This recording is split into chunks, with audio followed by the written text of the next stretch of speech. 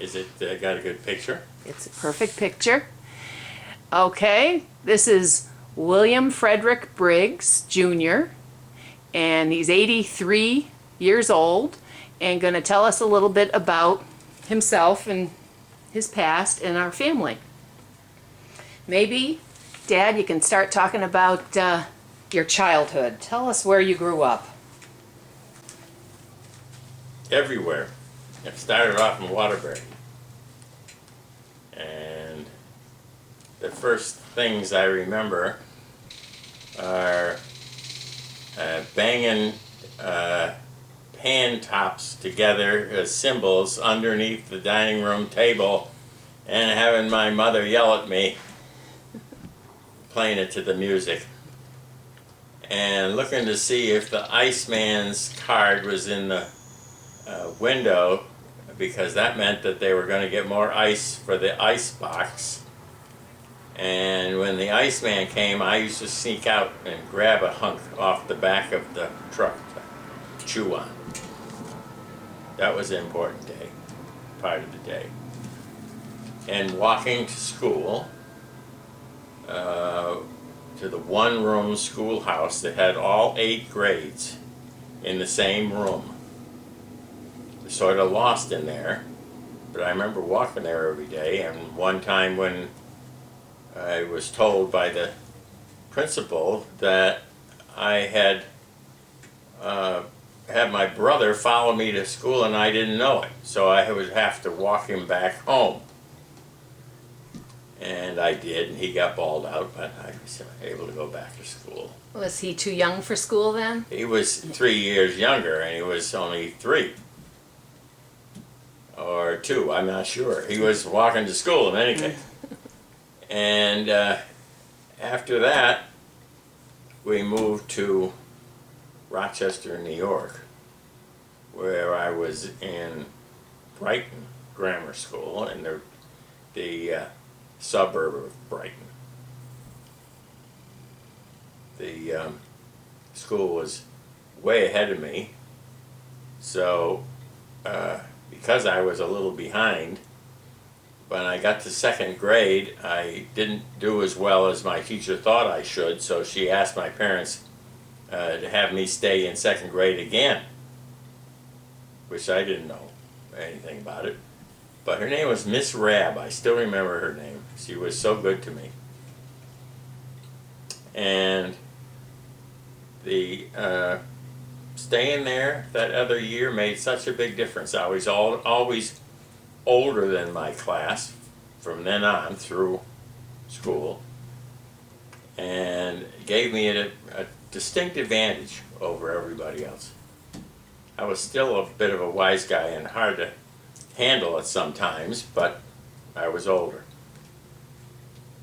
I remember we had a playground out on the side before we went into school, and all of us used to play soccer on a soccer field that was right there. And we had a bully who would chase people and bump them and hurt them. And I was about the same size as the bully. This was 7th grade or 8th grade. But I wouldn't do that with people, and he was threatening to come after me. Now, the bullies were guys that stayed back in school 1 or 2 years back because they just were not able to keep up. And this one was trying to give me a hard time one time. I had already thought about it. What would I do if? So just about the time he's ready to grab me, he's running hard to try and catch me, I dropped to the ground and he went flying over me and hit the sidewalk and scraped his hands and his knees and started crying. I said, "Now leave us alone." And that was it. He never bothered us anymore. Wow. And I remember when he was feeling sort of out of sorts in class, he would ask to go to the bathroom, and he'd get up and go and come back, and his hair was all slicked down. And I found out later what he did was use the hand soap to get his hair just right so he could slick it right down just the way he wanted. All right, so how long did you go to school and live in Rochester? 10 years.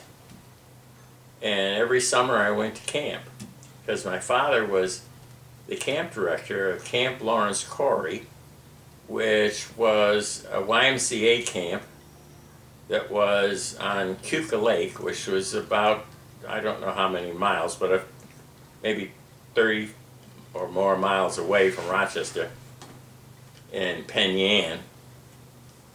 And it had 300 kids. It was all boys. And it had a junior camp and a senior camp. And the first year we got there, I was 6, and I was in the camp for 10 weeks. It was a week before and a week after the regular camp, plus the regular 2-week periods all the way through. And I had a ball. It was the best part of my life. I really enjoyed it very much. I got so I could do everything: swimming, boating, canoeing, sailing. I was a camper. Loved it. Everything in the craft shop, I could go make lanyards or whatever. Because, of course, you do it for every summer for 10 weeks, and you get to know everything about the camp. Tell us a little bit about your father now that we're on that. Was he the camp director? Yeah, he was. He ran the camp, and yet he wouldn't give me any special treatment. I didn't know that at the time, but he had instructed the people that I was not able to have the red feather. Now, the red feather was for if you were the one of the best campers in your cabin. They would choose who was well behaved and did things the way they were supposed to, and so they'd get the red feather at the end of the 2-week period. And I never got a red feather. They were told they couldn't give me a red feather, so I never knew that. But I couldn't figure out, geez, I do all the things they do. How come I didn't get one? And I'd sit up, but they weren't paying attention to me. And when I went to senior camp, when I was older and in high school, the same kind of thing happened there, only it was called Sons of Corey. And I never got Sons of Corey because my father said there's no special treatment. And they used to have a regular ceremony, and they come around with a sword like you were a knight and tap you on the shoulder, and then you had to get up and do this ceremony.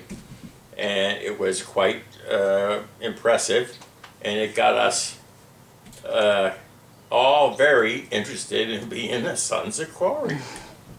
Anyhow, my father, on the last year I was there, my father had moved down to, we had all moved down to Connecticut because my grandfather had died, and Dad had to take over because there was nobody there. Somebody had to run the business that my grandfather started, or else just throw it away, and he didn't want to do that. So he left his favorite work, which was YMCA, and went down and ran the company down there. Well, that year when I went, for some reason or other, I got a Sons of Corey. And I was quite proud of myself. The different things that we did at camp, though, were a lot of fun. Going out sailing and just one of the experiences I remember was going to with Dad on his day off. He'd take me into Rochester, and we'd go to 3 movies in a day. We'd go from one, all planned on timing, and we would go to 3 different movies because he knew I'd love to go to the movies. And we had them all picked out and everything. It was a fun day. Those are the kind of things that we did together at times that were fun. I remember you telling me about a certain counselor that Said the number 57, was it? That was later on when I was a counselor at camp, because this was during the war and there weren't any older guys. They were all off in the war. So if you were 15, you were old enough to be a counselor in junior camp because they didn't have anybody else. So I was a counselor in junior camp, and the junior camp, the director for the junior camp was this fella who was hired to be in charge of just that camp. And he would run the little campfires and check on them when they had inspections for keeping their cabins clean and their beds all made and things picked up. And he used to come around and check on us. He was a fellow with one arm. The other arm was chopped off right here somehow in some accident he had had earlier. But which made him sort of unique. But the thing that really made him unique was his habit of saying that everything was, the quantity was 57. He'd say, "There's 57 bathing suits lying around the back there. You get those put up back on the line." Or, I never saw, I mean, you got 57 pairs of socks laying on the floor, and everything was 57. So after that year, that summer at camp, I adopted 57 as my lucky number, and have had it forever. That's great. Kind of silly, but that's the way. That's wonderful. All right, well, back to childhood beside camp. Tell me something about your parents. Tell me something about maybe games that you played, things like that, and maybe your vacation. I think you did a vacation together at Clinton. Yes, we used to, after Dad was through at camp, he would take the family down to Clinton. 'Cause Dad and Mom were from Connecticut.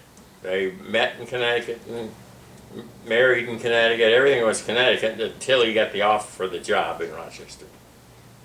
And it was during the Depression, so we never had to worry about not having enough money because, well, things were much cheaper in those times. And he did have a steady job at the Y the whole time. Always had money. Not a lot, but enough. And so I never knew that there was any problem. I was too young to realize that there were short of things. We were renting a house in Rochester, in Brighton. And we really had a marvelous time. What? End of summer, you go to Clinton? And in the summer, after he got through with his work at camp, we went to Clinton Beach, and we rented a cottage down there, which was back a little ways from the water, and we got acquainted with all the people in the ones that were right up next to the beach, got to know them well. And I remember I was always trying to dig a hole to China in the sand. I was digging it deeper and deeper. My mother would yell at me, "But I'm digging to China," and things like that. We would also catch crabs. They had little breakwaters that were stones piled up going out into the water, and we'd go, my brother and I would go out on the end and take a mussel shell and break it and put a string around it, put it down in the water, and very slowly pull it up, and we'd have a little crab. And we stick it in a can and save it because the milkman, when he came by, would give us a nickel for each crab. It's because he used them for bait. And we used to catch a lot of them. So we had money for candy when we went to the store. It was a lot of fun doing that. And we also went out on and walked the sandbars at low tide with a pitchfork, and we would pound the sand like that with the pitchfork, and if a squirt came squirting up, we'd dig down and get a clam. And we would get a lot of clams in a bucket, bring them home, Mom would cook them up, and we'd have clams. All cooked by Mom, and it was very good. She was a wonderful cook, wasn't she? Oh yeah. In those days, there were no special packages you could buy in the store that were all made up, so you could just mix it up and you could make a cake. Or you could go to the store and buy a loaf of bread. It was make your own bread, make your own cake, make your own pie. And she was always telling me to be quiet because the bread would drop. She had it sitting on the radiator to rise, and if I made too much noise, it wouldn't rise. And she'd get very mad at me. Those were the days of being able to cook, and she could make the best upside down cake you ever tasted. And All the stuff. My brother and I fight over who would get the spoon and who would get the dish she was mixing it in when she was all done making frosting or something like that. And what was the cake she made for your birthday? It was applesauce cake with maple frosting, which I kind of liked, and she decided I liked that very much. So every birthday I had applesauce cake with maple frosting. She loved doing stuff like that. Now, there's a story you've often told me about some kind of boots with a knife or something. Oh, well, in the old days, and it was a few days ago, when I was, I think up until I was in second or third grade in school, you had to wear knickers. And my mom always got corduroy knickers. So you had socks that come up to here and knickers, and when you walk along, people for miles around could hear you coming, where the knickers are rubbing back and forth. And I hated them. But I saw some kids had high-top boots with a place they could put a jackknife on the side. And I kept begging for a high-top boots like those kids. I said, I wouldn't mind knickers if I could have those. Never got any. Mom did not ever like that. No, can't do that. No, no knife. No. So I never did. But we ran all over the neighborhood up there, and there in the days when people were still building houses, and their neighborhoods were just starting. So we, the 2 or 3 youngsters that lived in the neighborhood, would wander into the places in the late afternoon or early evening when everybody had gone. Weren't building anything anymore. It was just empty things there waiting for the next day. And we would take little bits of wood and bits of nails, and we made ourselves a fort. And it was on an empty lot down the bottom of the hill. Where was this when you lived where? In Brighton. And I must have been 10, 11, somewhere in there. You know, we had mean winters, but in the summertime, not summertime, the spring and the fall, we would make things down there. And we ended up having a almost 2-story fort down there, where we'd get inside and have our own little get-togethers with all the kids in the neighborhood. And I remember there was Marty Agnew, who lived down the bottom of the street. And I remember he used to save Wheaties box tops. He had a whole closet full of Wheaties box tops. I couldn't believe it. But he wanted to send away for things, and he used those to send away for things. Anyway, he'd be there, and the other kids that I hung around with would be there, including the Bolin brothers. Now, their father was a general in the Army, and they had to stand up straight and do everything just so when he was home. So when he wasn't home, they were wild. They were not good boys at all. And I remember they at one time stole a pack of cigarettes out of a store that was across the street from our fort. And they had come back with him and said, all right, let's try this. I never tried this before. And I thought, what are those things? And next thing you know, I'm puffing on a, I don't know what I'm doing, but I'm puffing on a cigarette. And who's standing in the doorway to my fort? My father. That's impossible that he knew that I was puffing on a cigarette. But And I see him, I go, oh, and I run. And he pulled his belt out like he was going to hit me with it. And I ran up that hill so fast you can't believe it. He never caught me. That's a great story. I love that one. Well, it's true. It happened. Tell me a little bit about your grandparents on both sides. We didn't get to see him very much when we lived in Rochester. So all my formative years, we would see him on Christmas. We'd drive down. Are we there yet? Are we there yet? It was a long drive from Rochester down to Middletown. And my grandfather Briggs had a bicycle shop, a very nice bicycle shop. He had had a much better one back in the days of everybody had bicycles, but he had to sell the shop because my grandmother, who I never met, had been sick for a long time, and there was no such thing as paying for these things with insurance. It was pay for it out of your own pocket. So my grandmother died on my father's 21st birthday, long before he ever got married or anything else. I never met her. But in the process, my grandfather had to pay for all the doctor bills, which were not as high in those days, but it was enough so that he had to sell his business. And he never really had a lot of money after that. He had a small little store down where the YMCA is now, on Union Street, down below there.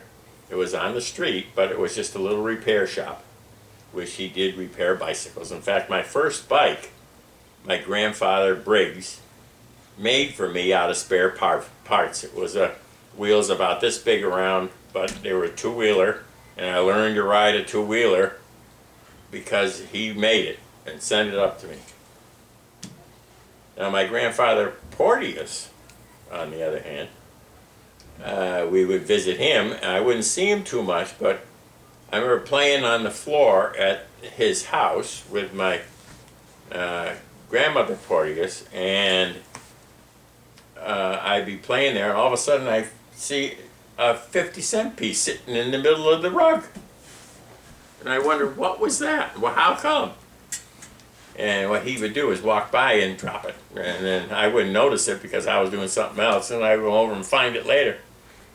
And I'd run out in the kitchen and say, I found this thing on the rug. Oh, he'd say, finders keepers. And I would always sit next to him at the table when we were having an evening meal. And I was a pretty good eater in those days. And so I'd be saying, because the food was good, I'd be saying, geez, could I have some more? And I'd say, no. He'd hand me the food. Even though. So, and he would have me, he had a track and some pacers and trotters in a stable. It was his hobby to run pacers and trotters around the state, and he'd go to all the different ones and watch all the different horse races. He had some very good horses that did pacing and trotting. It was one prize winner, right? Napoleon or something? Napoleon, yes. Dad sold him later after my grandfather died, and he was the one that brought the most money in for all the horses he had. But anyway, he was doing that pacing and trotting on his practice track, and asked me if I wanted to join him. So I sat in the front of the sulky and him in the back, and we went trotting around the track, which, being about this high, was quite a thrill. I enjoyed it very much. So how frequently did you visit? Once a year. That was only at Christmas time. Okay. Yeah, it was just a few days at Christmas time. And you stayed overnight there? Yes, with my grandfather Porteous.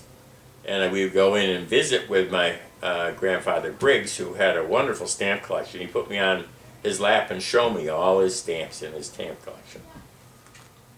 What was his name? It was Charles N. Briggs. He never had electricity in his house. He had gas lights and no other kinds of electric power at all. It was an icebox still and a wind-up Victrola. And yet he did very well and enjoyed himself thoroughly. My father's sister never got married and stayed and took care of her. Martha stayed and took care of him all his years. And he was a wonderful, wonderful guy who saved up newspapers from New York City that he would get and buy, and he would take the funnies out of the Sunday papers from the New York, 2 different New York papers that had papers that were this shape for Sunday papers, and he put them all together and staple them for I don't know how many weeks it would be, and make them up with a brown paper on the outside for Christmas presents for my brother and I. And so we'd read those and say, oh, they're fun. They were outstanding thing. He made them himself. Those were our Christmas presents. And my father would knock himself out, my mother would knock herself out to have these wonderful presents for us, like an erector set or something of that sort. And the first thing my brother and I looked for are those funny books. And I think to this day you I still still love have to 'em. read, and you still love to read the funnies every day. Started you on They that. were wonderful presents, and we would sit down and do that, and we wouldn't open the other presents.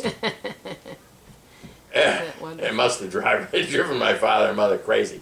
So But- did you ever have Christmas at home with a tree in your own family, or just Oh, away? yeah, that was a different time.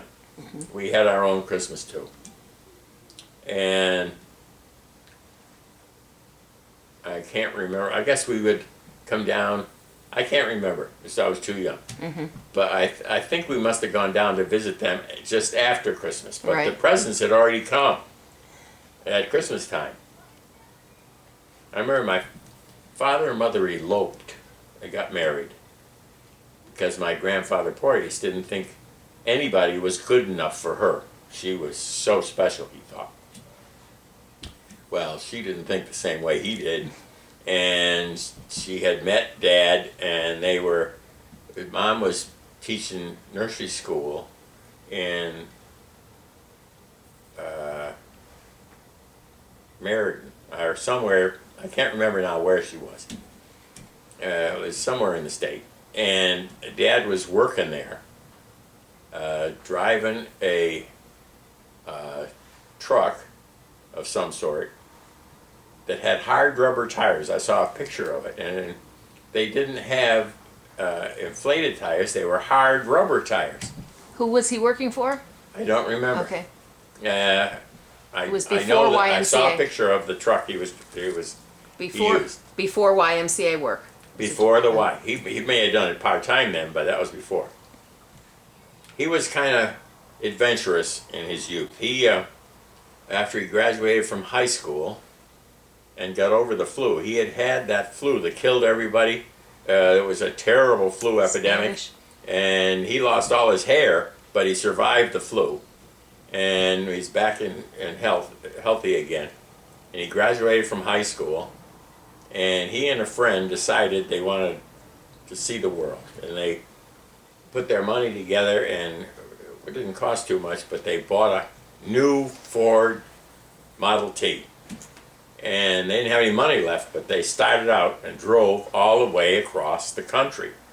They would work for food and sleep by the side of the road and just managed to get themselves all the way across the country on their own with no extra money, just what they earned as they went. And they visited all kinds of places, including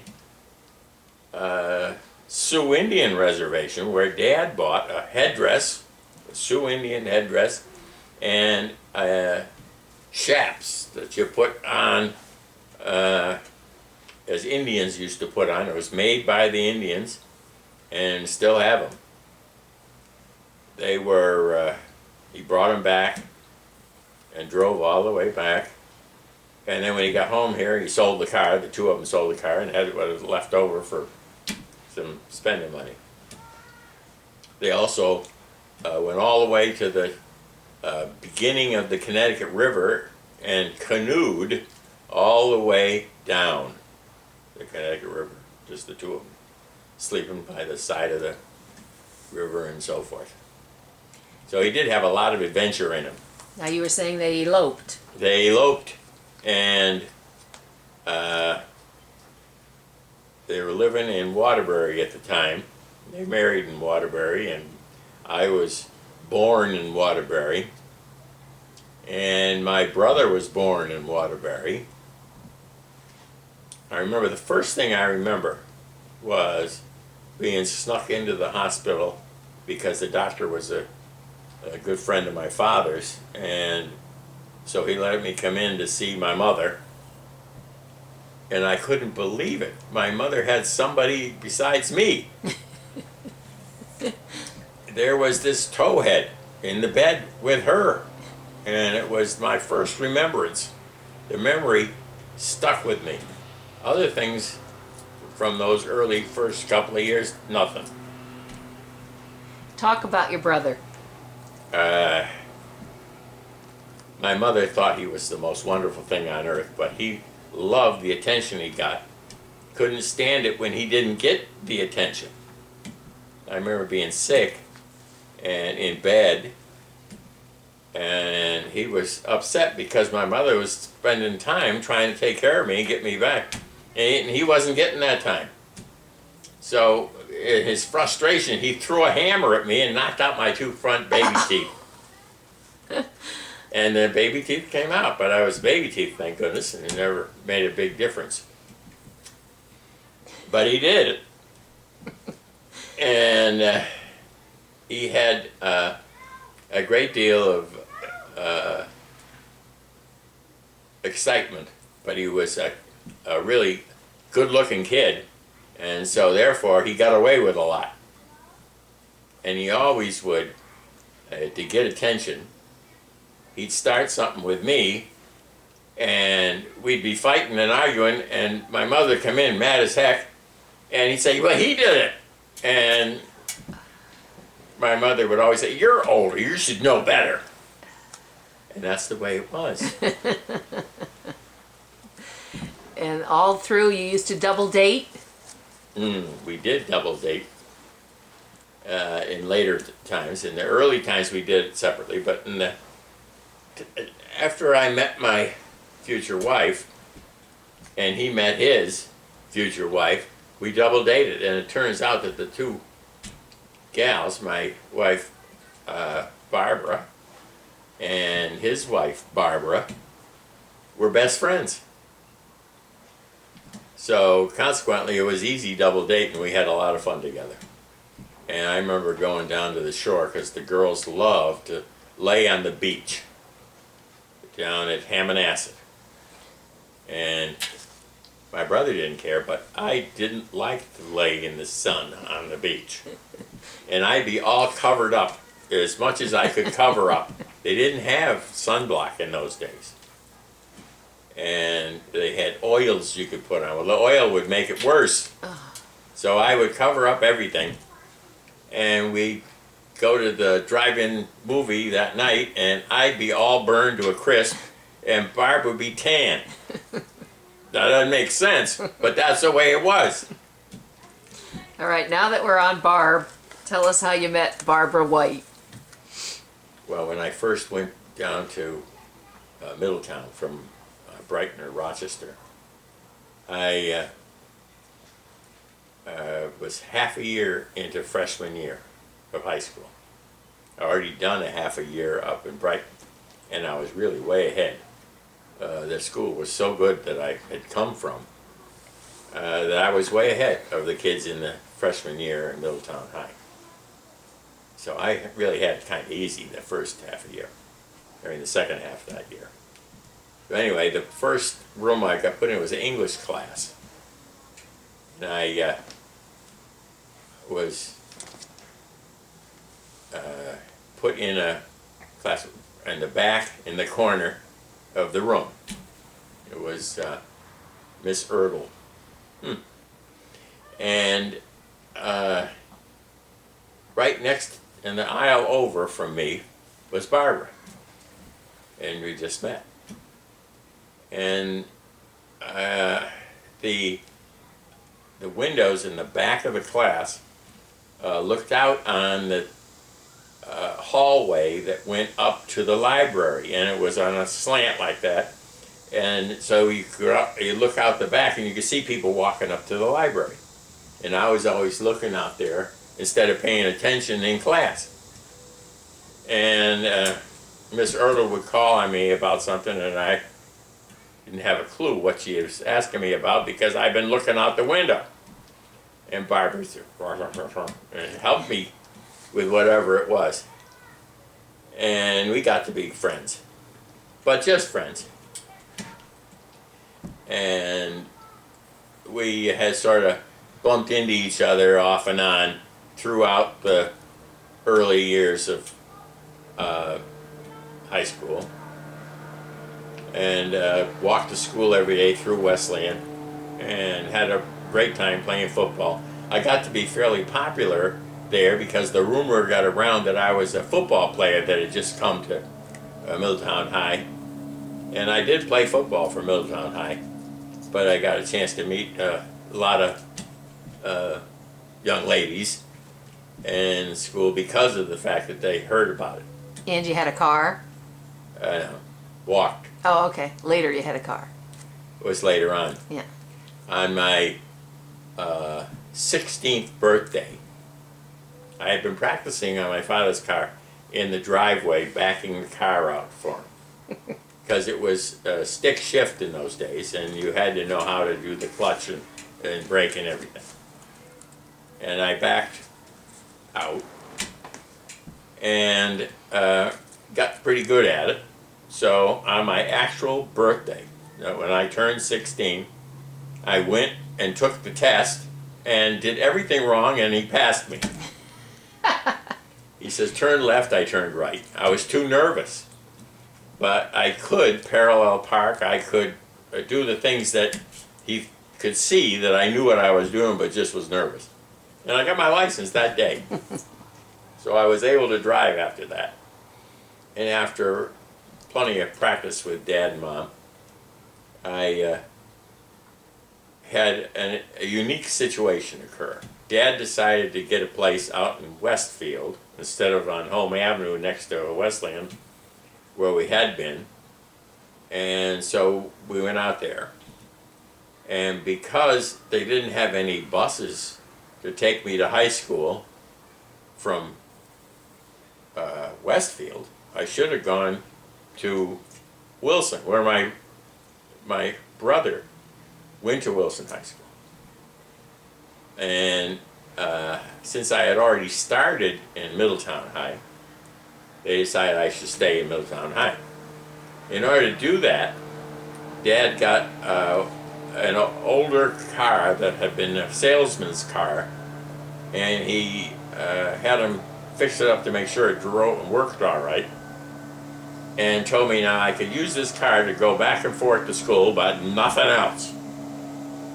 Drive to school, drive home, that's it. Oh yeah, sure, I will. And I did drive to school and drive home. But I also would go on little spins with the guys. And I remember one time we used to have a gas station that was right down under the bridge, back when there was no Route 9.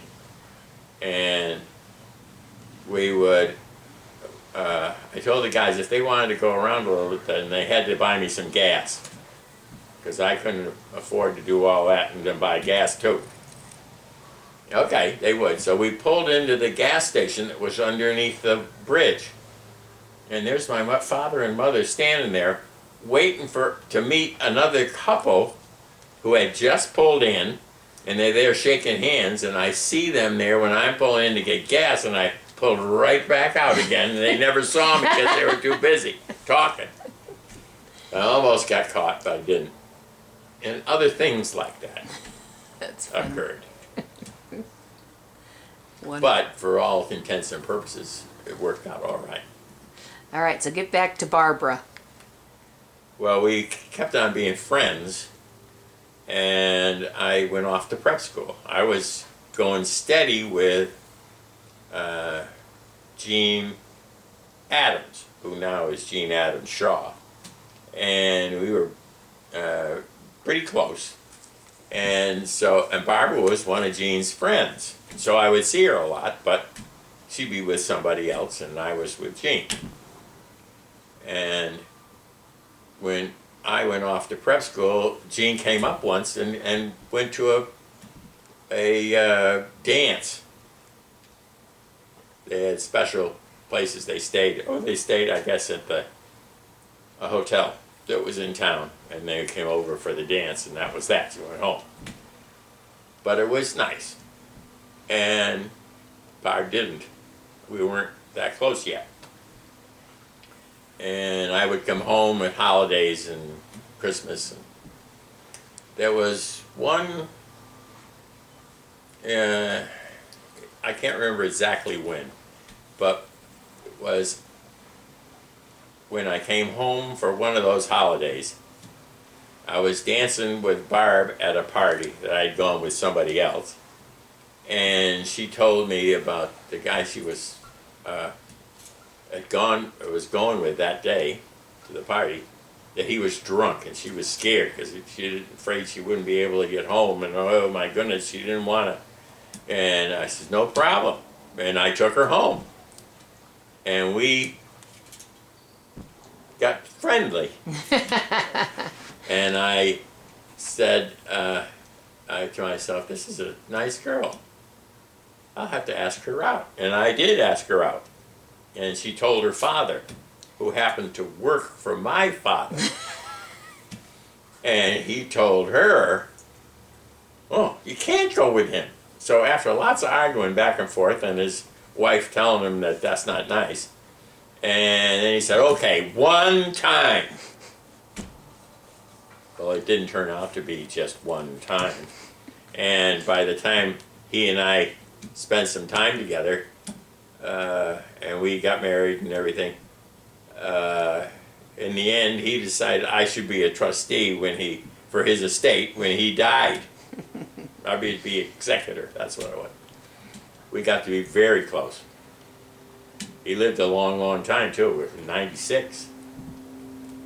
Good man. And a lot of fun. Yep. And Byron and I had a lot of fun. From then on, we went together. All right, I'm going to stop there and ask you to go back and talk about prep school. Why'd you go to prep school? And where was I it? can't imagine why I went to prep school. No, I was having a marvelous time in high school. And there was a lot of nice people that I had met and enjoyed. And I managed to go steady with Gene Adams Shaw, and while I was at it, I went steady with another girl at Wilson High because they didn't know each other, and that worked. And I spent a lot of time with a lot of different people that I should have been studying, and I wasn't studying because I got in the habit of not studying when I came down and was ahead of everybody else. So my father saw the writing on the wall and said, got to change this, and sent me to isolation booth number 3 up in the Adirondacks at a prep school that didn't allow you to even talk to the girls in town. I mean, even when we went to go to the movies, we couldn't talk to the girls in town or go out with the girls in town. There's no girls. All boys school, that's the way it was. What was the name of it? Northwood School. And it was a great school. And in the winter, we always had snow that was up to here. If you stepped off the path, you'd be in up to here in the snow. It was a good experience all the way around. 1 year? I was there 2 years, and I spent 2 years studying. I didn't have anything else to do. And I did very well in everything I did. I got accepted in all the schools I applied to. And I got thinking about it, and I didn't like this isolation bit. So I decided I'd go to a co-ed school. And I was feeling like I didn't need parents telling me what to do all the time, and they didn't know anything anyway. I knew more than they did. It turned out to be not so true afterwards, but I thought I did. So I decided I'd go to a school that was 600 miles from home and I wouldn't have anybody telling me anything. And I applied to Oberlin College and got accepted. I heard about it because friends of my father's had a couple of sons who went there and loved it. And I was talking to them, and they said how wonderful it was. So I decided that's where I'd go. So fit in there now, the reconnecting with Barbara and getting married. How did that fit in the time frame between prep school and college?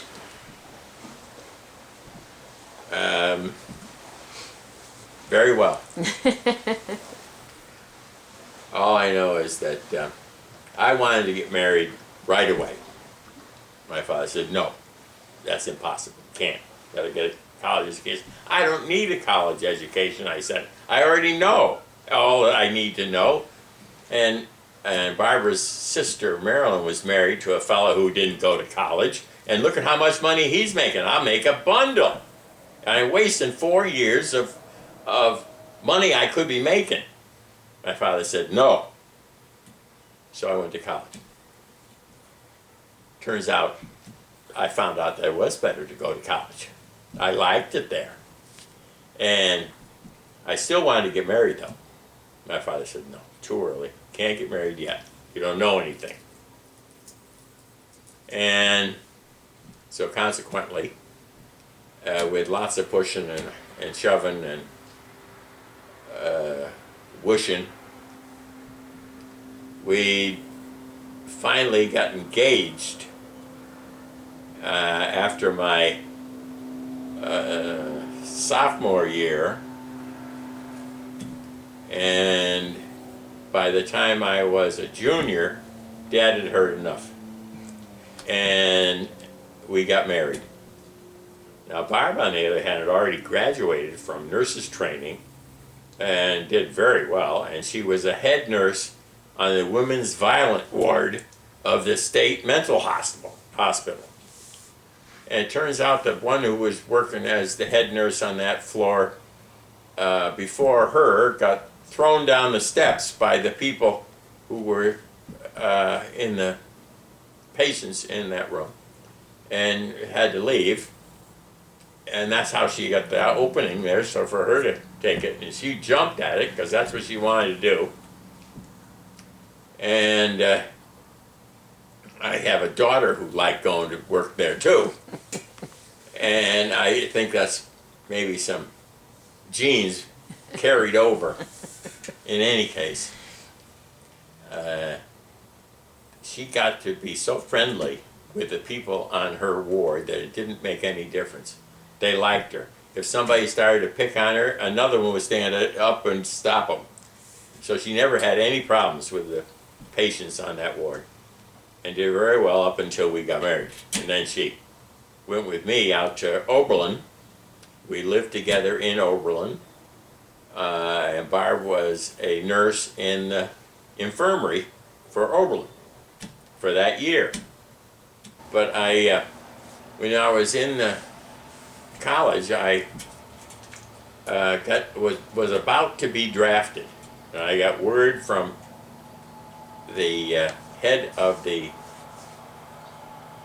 draft board, was a good friend of my father's. The guy was Lyman. Oh, gotcha. And Lyman was the head of the draft board, and he told my father that I was going to be drafted in the next draft. I had to come up with something because I wanted to be able to finish school and get my degree before I went to Korea. So I went to the Dean of Men. It turns out the Dean of Men was the head of the Navy Reserve in the next town. And he said, oh, it's no problem. Join the Navy Reserve and go to training for a couple of summers. And when you graduate, you will be an ensign in the Navy, 90-day wonder, and you were able to finish your college degree. I said, oh, okay. And then 2 or 3 other guys in my class said, hey, that's a heck of a good idea, and they did the same thing. And the whole bunch of us ended up being naval officers. And we all, when we graduated, got our, after working summers, I remember going to LA in one summer in the Naval Reserve and having to go out on Liberty when we had out of camp. We were in the thing of training, and then we would have a chance to have some time off.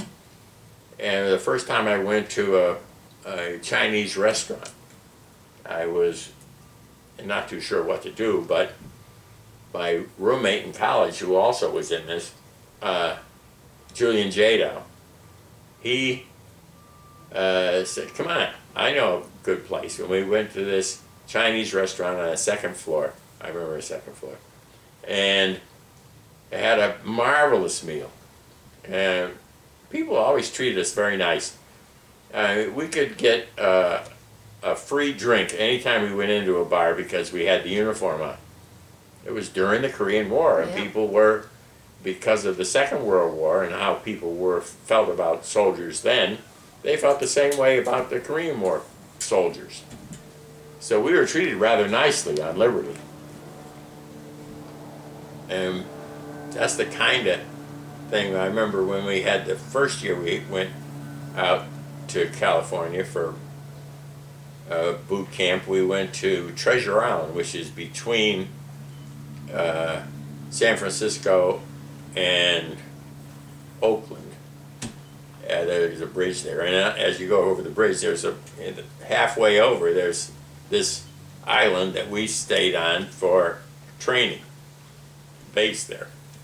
Froze to death, but other than that, it was fine. And it really is chilly in San Francisco in the summer. Wow. And we only had uniform. We didn't have any choice in what we wore. And I was young, so it didn't really bother me that much. Today I would have died in it, but it was cold. We did all the things you're supposed to do and learned all the stuff we were supposed to learn. Where was Barbara in those summers? Home. Middletown home? Yes. I was married to her the second time, but not the first time I had to go. Oh, okay. First summer. Yeah, okay. And we were already married when I graduated, so as soon as we went on our honeymoon, which I thought we'd go up there fishing way the heck up north in a place that we had already reserved a reservation. And the first night after, the third night, we've already been to 2 stops along the way, one at Northwood School and one at a local motel before we went to Northwood School. Then we went across into Montreal to where we were going to this place. After the flat tire on the bridge, where I had to take everything out of the trunk in order to change the tire, on the middle of the bridge, very interesting time. Fortunately, I was very young. It was easier. And then we went to the top of Mount Royal, Montreal. And we went out to this place that we were going to camp and go fishing. We fished one day. Everything we did, Barb got bitten by black flies. And so I said, well, this is no good. Barb's not going to have a good honeymoon here. So I went to the people that I had the reservation with and told them I called up in the service, I'm going to have to go, I'm sorry. And we went to the Thousand Islands and Niagara Falls for the rest of our honeymoon. All right, tell me about that canoe trip you took years ago. Where'd you go and how old were you? 16, and we did, there were 3 canoes, and about, I think 5 kids and the leader, Billy Berger. And we went through all of the Saranac lakes, Upper Saranac, Middle Saranac, Lower Saranac, and streams and rivers between, and other little lakes. And it was just fun, just paddling along in regular sized canoes. And I was in the stern of one of them. For some reason I thought it was necessary to troll all the time. I had a line hanging out the back and caught a few fish just because we were there. We went by a big boat in, I think it was Upper Saranac Lake, that was sitting there trying to catch big pike in a big boat with a chair in the back, and he was in the process of pulling in a great big one when we went by, and I don't know what he caught now, I can't remember. But I was impressed by what it was. And later on I caught one that was a nice normal sized fish. And we had a lot of fun fishing. And on the time when we were in Middle Saranac Lake, that's when I first tasted raw, wild blueberries. They were growing on the island in the middle of the lake, which is where we camped, on the island in the middle of Middle Saranac. And I decided to go fishing. I don't know why I did, but there was a fishing there, and there was a canoe, and I had a fishing rod. So I'm out there, and I got into a school just off the shore, a school of perch, mostly perch. And I was catching them 1 or 2 at a time. I was catching them so fast because they were just dying to eat something, and I bit those. And so in the process of over an hour or so, I had filled up the bottom of the boat with fish, of perch. And I was going to cook them up. We'd have ourselves a fish dinner. And so now I'm ready to come in, and I'm trying to pull up the anchor. Now the anchor was one that I had made from a big rock and a rope. Well, the trouble was, it had sunk into the mud in the bottom of the lake, and I couldn't get it to come up, and I'm pulling. Now mind you, I'm in a canoe. So all of a sudden it came loose from the rock, and whoops, over I went, and over went the canoe with all my fish. So what I did was, quick like as fast as I could, I straightened the boat back, and fortunately didn't lose my fishing rod, and I didn't lose too many of the perch. So I pushed them all into the shore, and grabbed all the perch and cleaned them, and we did eat them for supper. So that worked out all right, except for all the laughing that went on and the embarrassment of falling over backwards. But everybody had a good laugh and they had a good supper. And how long was this canoe trip? How many weeks? It was just a little over a week. Wow. And we went all over everywhere. And we would carry the canoes on our shoulders. But the canoe wasn't that big, and it was, we could put the thwart on our shoulder and hold the gunnels and walk to the next place that we had to put it in to get it in the water again. We'd sleep on the ground, and that was the first time I ever felt a real earthquake. In the middle of the night, when I was asleep, there was an earthquake, a minor little one, in the Adirondacks, and it woke me up, and it was still shaking. What the heck? But it was a little earthquake, as was explained to me by Billy Berger, the guy that ran the canoe trip. It was nothing. But they had these lean-to type things that were put out there by the Park Service, I guess, and we would find those lean-tos and put our duffel bags in there and sleep.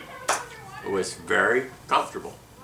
When you're 16, everything's very comfortable. There's no trouble sleeping because we had been paddling all day. So, for the most part, it was like that, day in, day out, going different places, seeing different things.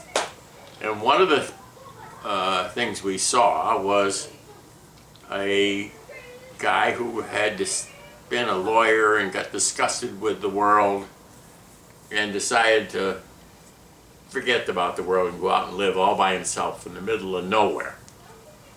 Well, Billy Berger knew him. So, and he was the one that was running our trip. So he brought us up to meet with him. And we did. And he showed us things around there, like the antlers from deer he had shot, and his big lean-to, and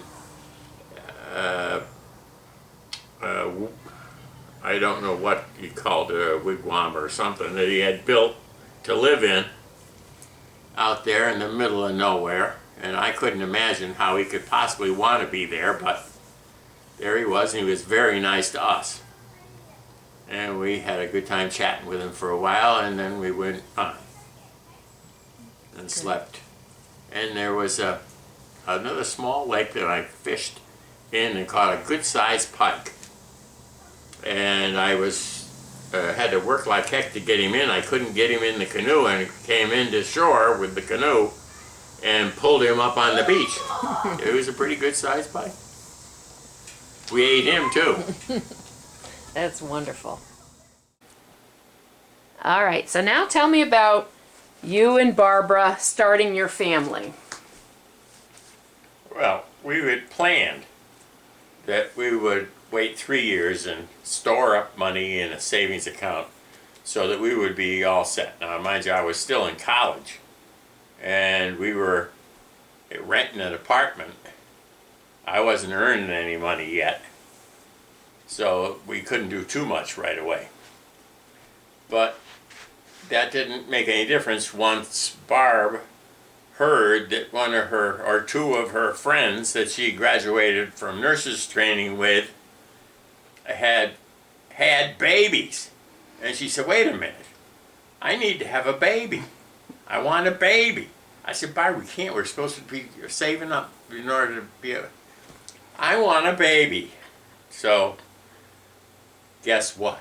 We had a baby. But didn't took a you while. have a couple of Auntie Marilyn's babies on your knee? Well, I did know how good her babies were, because when I was courting Barb and visited with her, and Marilyn was visiting, and two of her little ones, Annette and Denise, were there. They were about this big, and they were absolutely adorable. So I said, yes, she has babies as pretty as that, we're going to have some good-looking kids. And that's definitely a inspiration to try and have good-looking kids like that. Anyhow, she had to have a baby. So she was always checking all these things you check to see if you're pregnant or not, and she was really into it. She had to have some. And I can't remember the timing exactly, but it was after I got through school, and I was about to be going in the service, that she was pregnant by the time we finished school.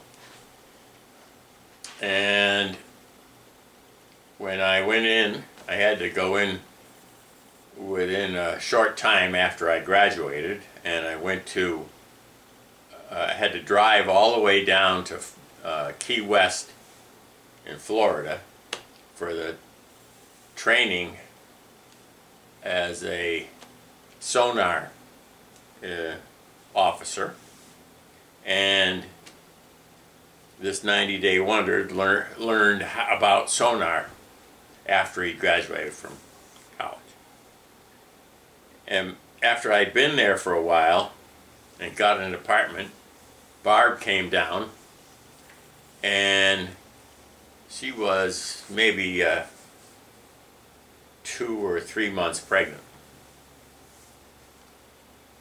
We had a great time together, and almost decided on one of my liberties to take a plane over to Cuba, which was open in those days. You could go to Cuba no problem, and it was something like $99, but I decided we definitely didn't need to spend that money for that, so we didn't,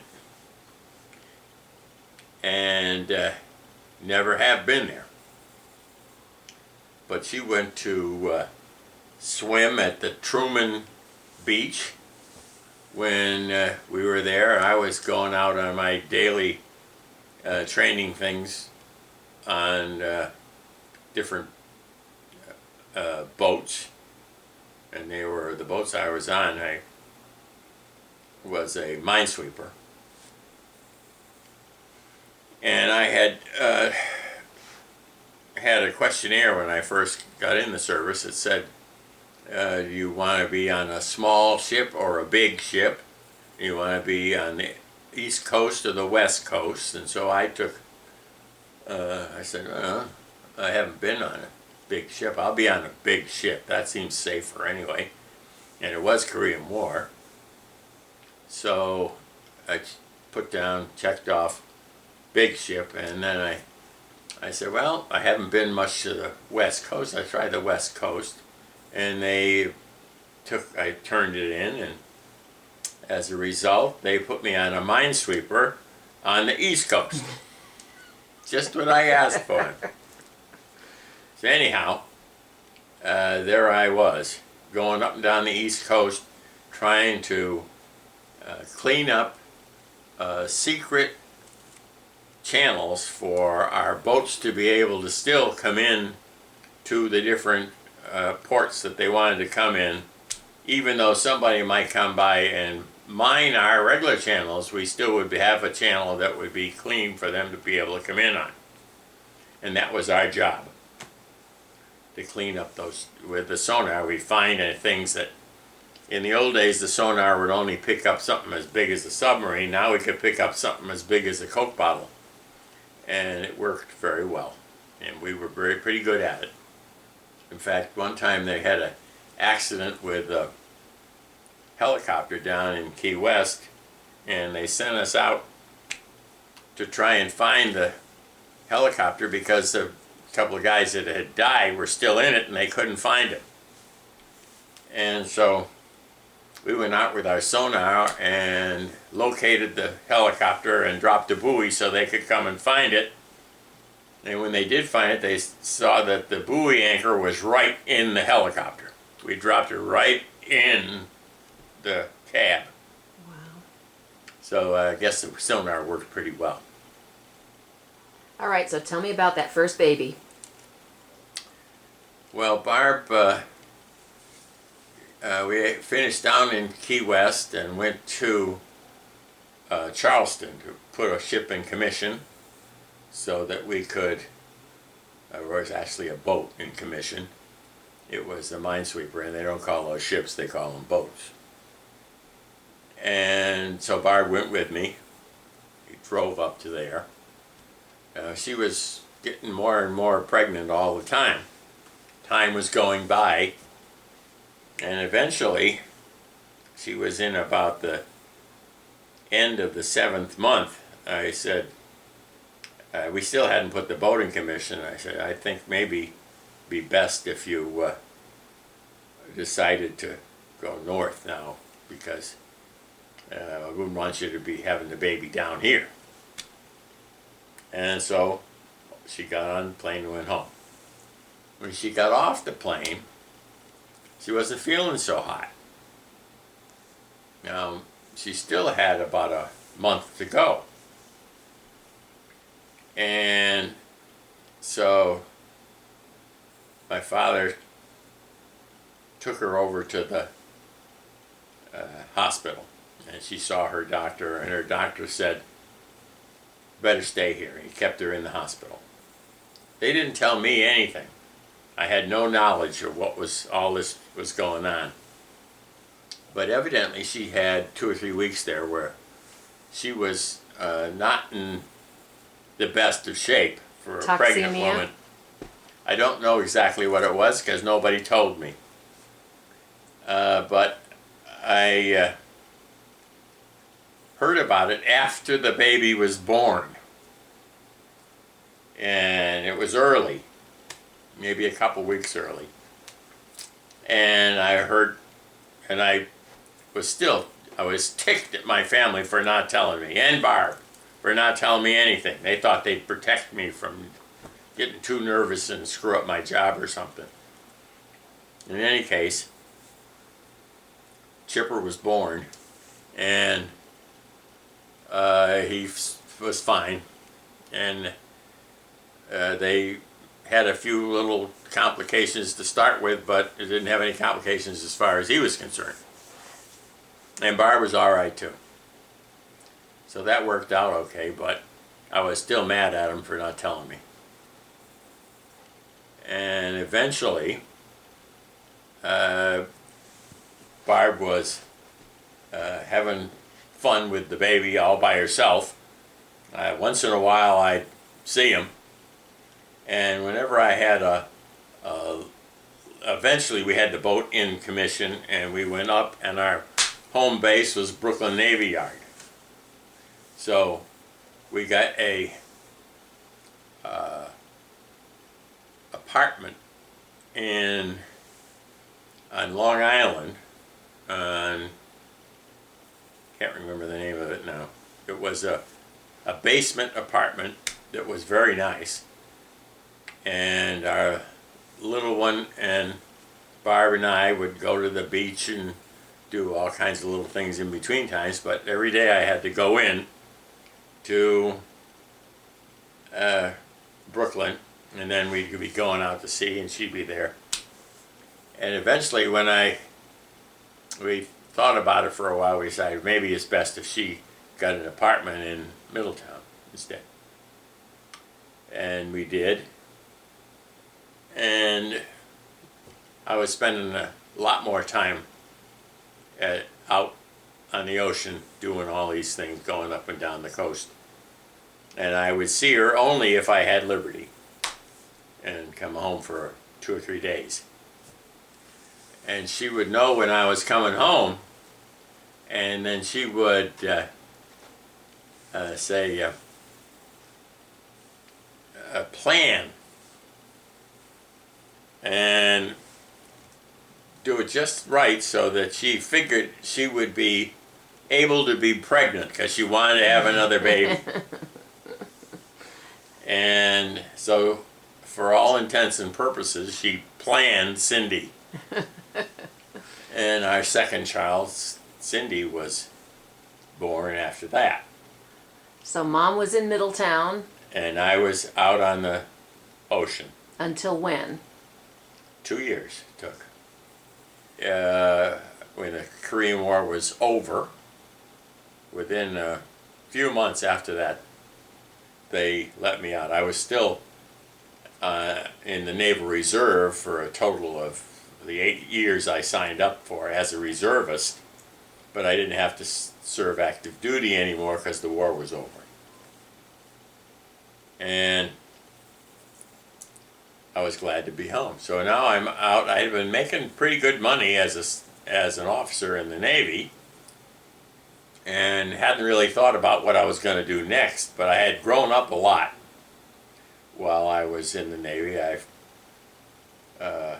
had a very good skipper who made me toe the mark as far as getting my job done each time whenever he asked me to do something. Otherwise, he'd embarrass the hell out of me in front of everybody. So I learned and did what I was supposed to.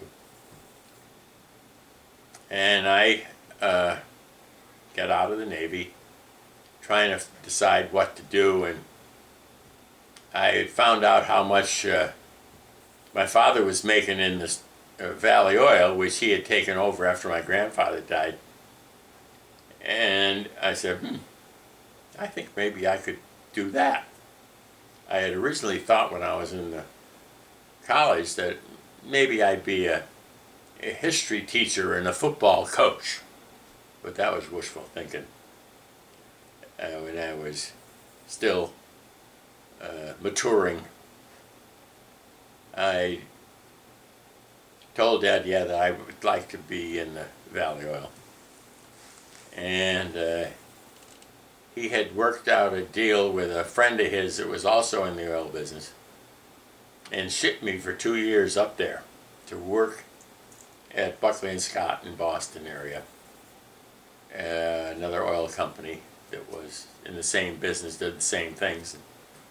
I picked up a lot of information from that thing because the guy was nice enough to put me a few months in each department. I was only going to be there a couple of years.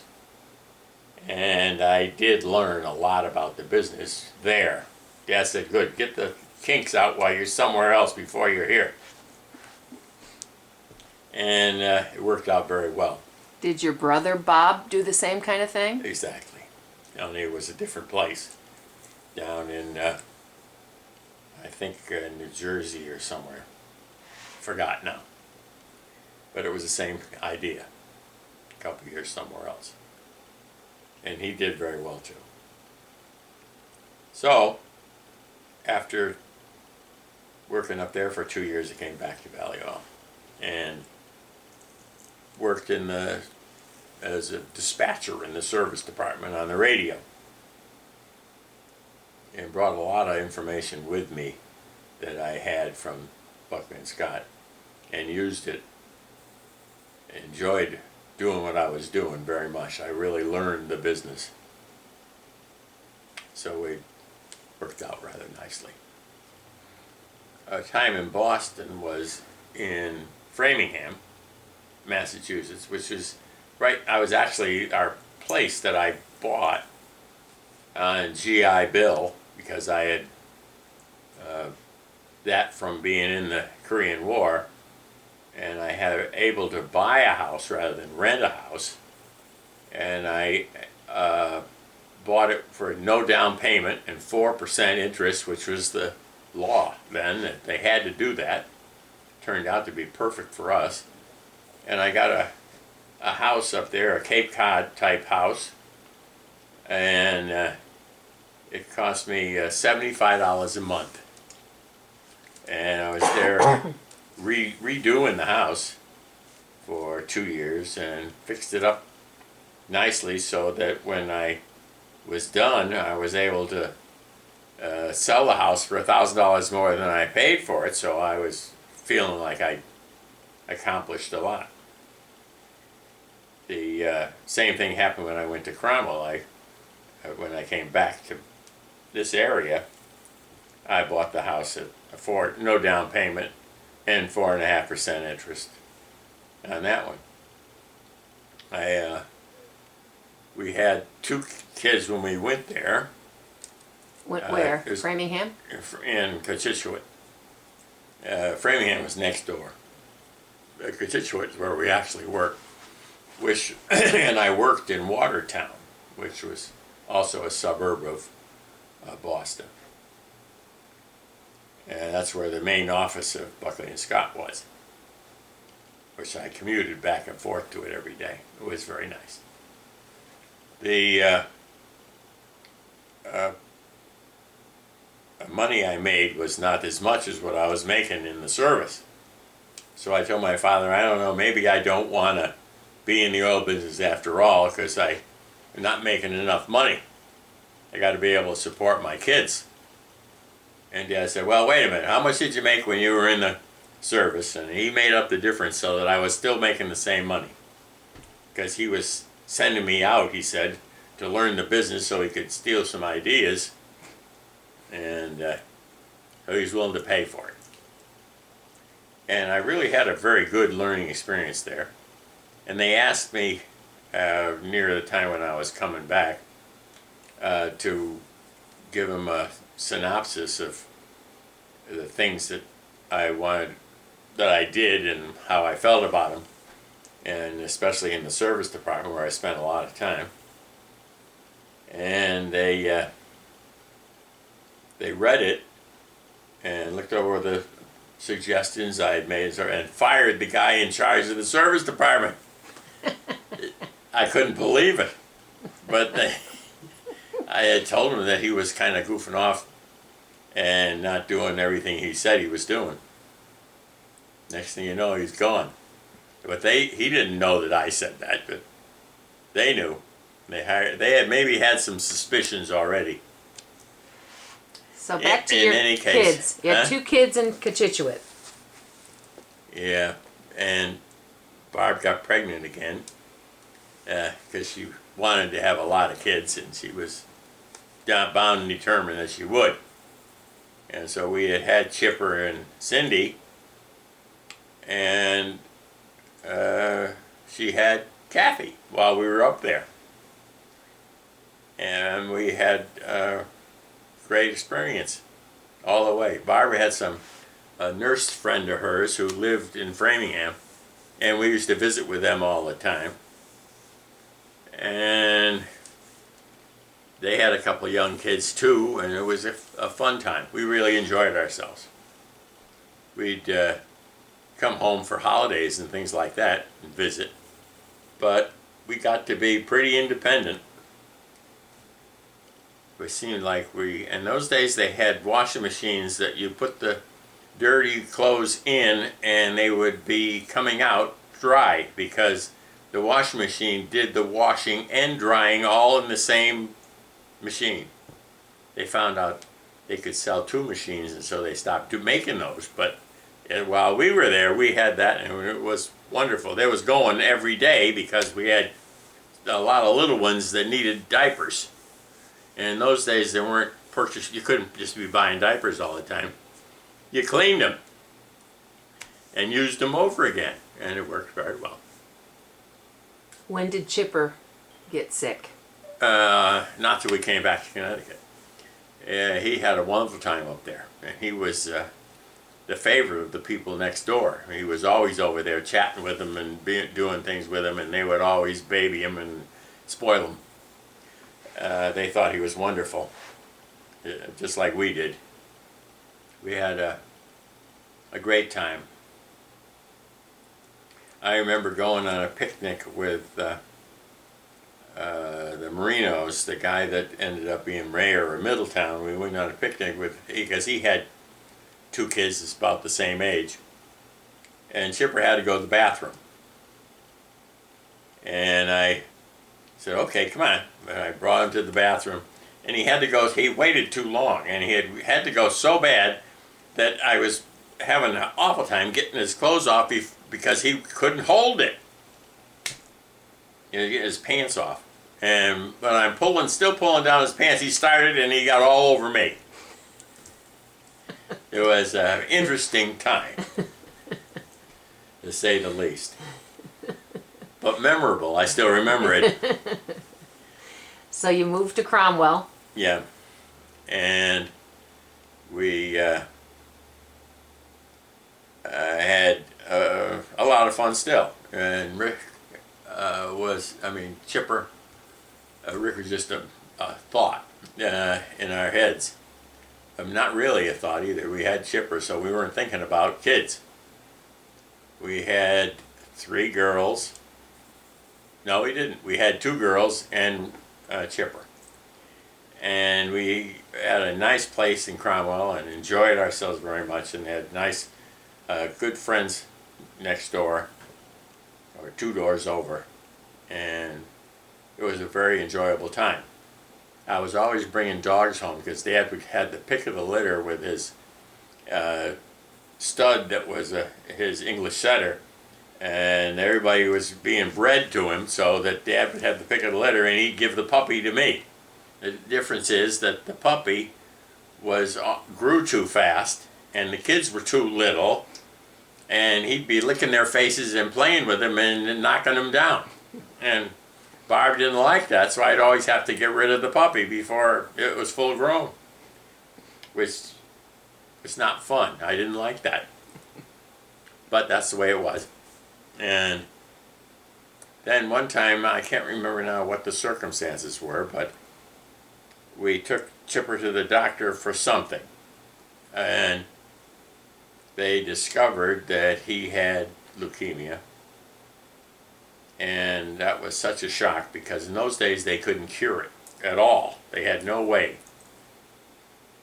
And Barb and I were both destroyed by the news, and so was the doctor that had to tell us because it was such a shock. Nobody knew too much about leukemia except that after 2 years they couldn't figure out a way to save him anymore. They could get you into remission 2 times maybe with different medicines. And he did go in remission 2 times with different medicines, and he would be perfectly normal. And we never let him know that what he had, the disease he had, would eventually take him. We just went on like it was just a normal disease, and he always was happy and enjoying himself in all his remissions. He would just be all better now, and off he'd go. And he loved his cap guns and his fast draw with a cap pistol and all that kind of stuff. And was a very happy young man and lots of potential. But it didn't work. And when he went, we knew we had to take care of our rest of our family, so we... And by then you had baby Carolyn. Yes, and when we had 3 girls to think about, it's the thing that's kept us going. We took all of Chipper's stuff that reminded us of Chipper and gave it to the Salvation Army so we wouldn't see it around the house and make us think about it all the time. And we went to looking around before that because we anticipated the problem and got a house built in Glastonbury. Now, I didn't want to live in Glastonbury. I was not in my regular area where the business was. I wanted to be able to live in the area that we were working in so that I was part of the same community. But we had looked at a house in Glastonbury that was where they had open house and you could look at it. And Barb loved the place, and and we said, "Gee, we got to have a house like that." So I said we can have a house like that if we can build it somewhere else, not Glastonbury. And so as we were leaving to go, he said he would build it wherever we wanted. And as we were leaving, he said, "But I got a nice lot over on Foot Road you might want to look at." And Barb said, "Yeah, we'll look." And I said, "Okay." And we went over on Foot Road and looked at the lot. And I said, "But it's not in our area. We'll have to find some place that is in our area." So we went and looked at I don't know how many different areas, and no matter what area I found, it was too far from a good school, or it was too close to the whatever, and no matter what it was, no good. The only place that was any good was that lot in Glastonbury. All right, Dad, I want you to tell me a little bit about what it was like being a dad and Family is what it's all about. I mean, the reason you're on this earth is to have a good family and bring them up right and let them get launched in the world in a proper manner. And that's what Barb and I definitely wanted to do. Barb definitely wanted to have lots of kids and had all her kids by the time she was 29. This was just what she wanted. She loved it, every minute of it. It was not a job, it was fun. Kids weren't a problem, she just knew what to do and did it and enjoyed doing it. And the kids were happy and we didn't have big fights about anything. Times when kids complained, but that's about it. So tell me about grandchildren. They grew up too fast. That was the problem with my kids. They grew up too fast. And I felt like I was gypped. They were already grown up and we'd hardly had a chance to even breathe. And there it was, all done. They went off to college. They did well in school. And now they were finding others and were getting hooked up. Kathy found a real hunk, she said. And she did. He turned out to be a perfect guy for her. Cindy met a guy when she was going to a cooking class that she was pushed into by her roommate.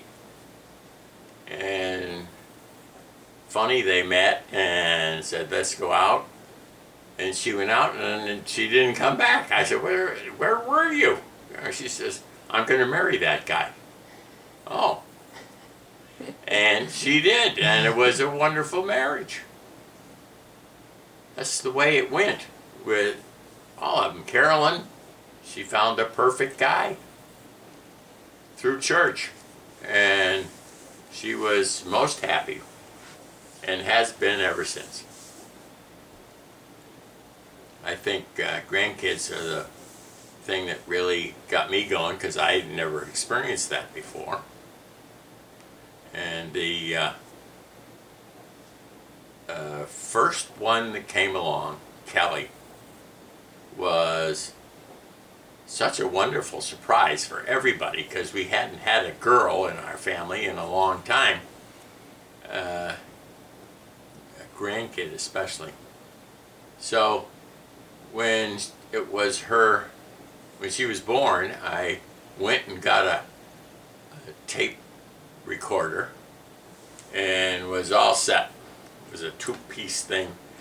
It was kind of big and clumsy, but I got good pictures of my brand new granddaughter. It was quite enjoyable. Seeing Kathy not knowing what to do with this, how do you hold the baby, and the nurse teaching her how to do all that. And turned out the girl who knew so much about nursery school didn't know an awful lot about little babies. I mean, brand new little babies. And learned a lot in the hospital, and it was just enough. She was fine from there on. And I had a wonderful time with Kelly, carrying her around the house and rocking her in the chair and dancing with her. And she didn't have time for all that. She was going, what's that? What's that? She wanted to know what everything was. This is my memory of her in her early days.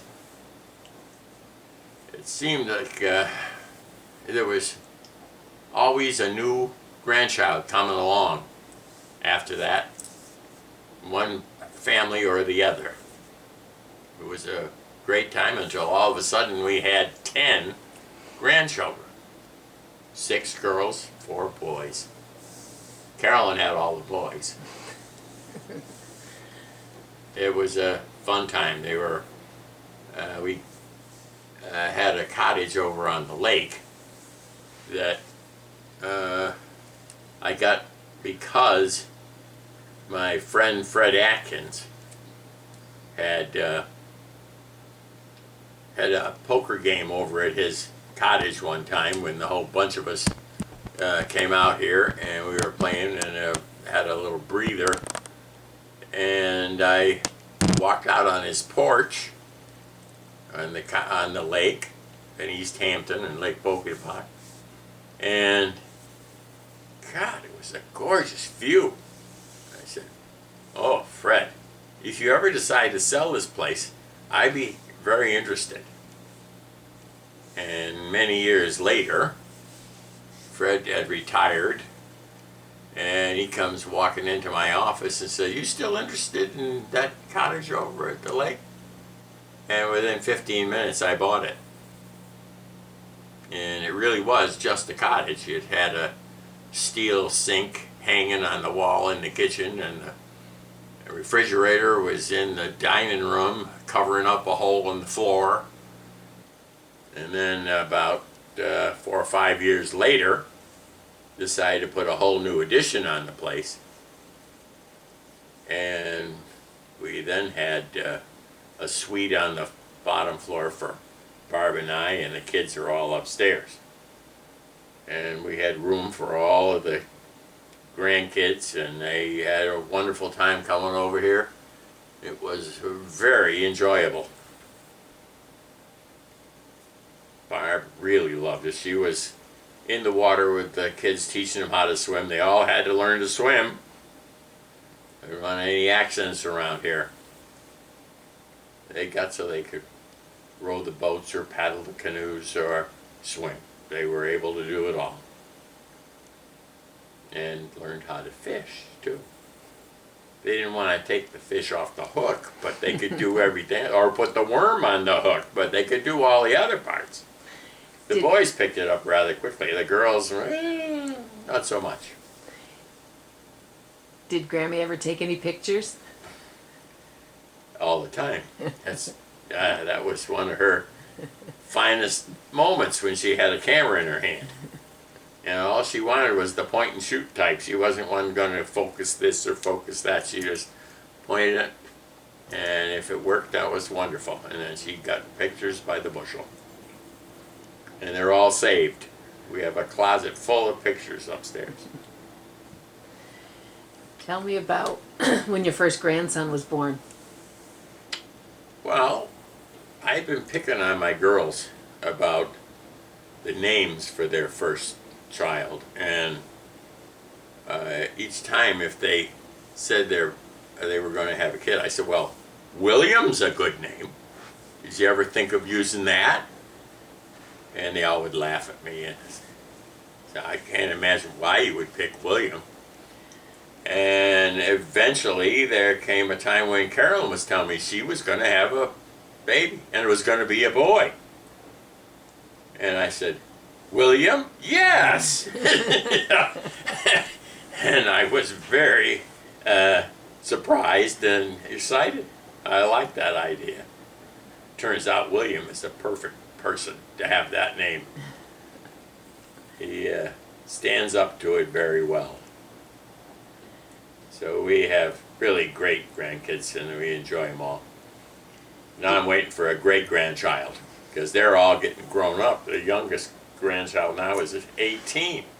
That's impossible, but that's the truth. Do you want to talk a little bit about each of the grandchildren, or no? It's they're all the same. They're wonderful. I can't single anybody out. You have a married one. Well, that's true. And she's very happily married. She's Mrs. LeBar. And that is very nice. I like that. Matt's a good guy. The others are on the way. They're one of these days we'll have great grandkids, I'm sure. All right, Dad, I think you had a couple more stories you wanted to share. Well, the saddest part of my whole life experience was when I lost Chipper. And the next saddest was when Barb started to get sick. And would repeat telling me things that she just finished telling me, and she started to not be able to remember what just happened. it crept up slowly and gradually, and so she was able to cope with it fairly well, and for quite a while. But it was very difficult to not have the same girl that I had for 50 years. She was so much fun to be with all the time. She would try to be as normal as possible. When we go to order a meal out, she would just give me a look, say I should order, because she wouldn't want to try and pick anything out. It was too hard for her. When people would ask us questions, she'd pull on me to answer the questions. And it worked out okay. I mean, we were on our way up here the last summer before she went into a nursing place. She wondered, why are we going north? We don't have any place to live up here, up north. What are we going up to do? There is no place there.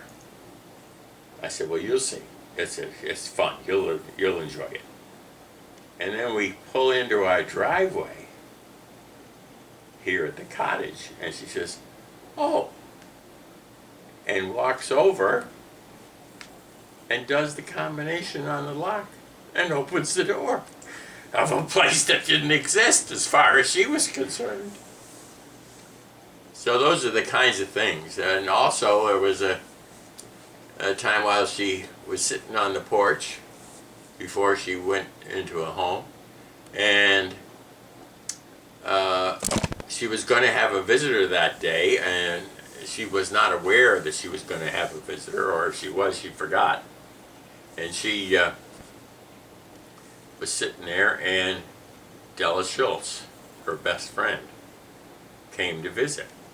And instead of coming to the kitchen door, she came walking around the side of the cottage.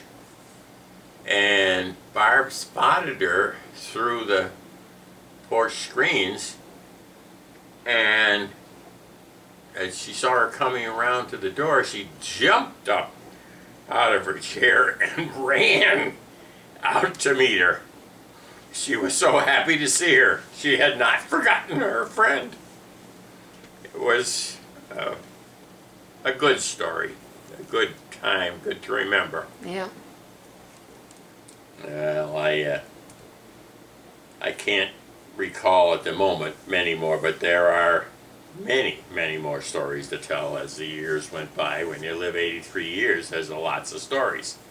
So you never want to ask questions of an 83-year-old when you're sitting around a table, because you'll get lots of stories. And I just have too many to tell. I think I probably remembered enough to get you bored by now. Sounds good. Thanks, Dad.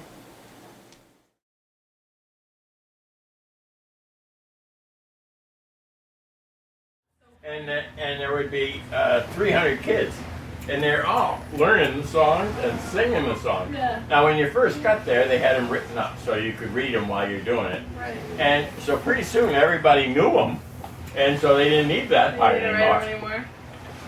And it was something. Then the kids that are there for 8 weeks instead of just 2 would be able to teach the kids that came along later on, that came for 2-week periods. Once I went in swimming where there Were no women down by the deep blue sea. sea, no one there. I hung my underwear upon A willow tree.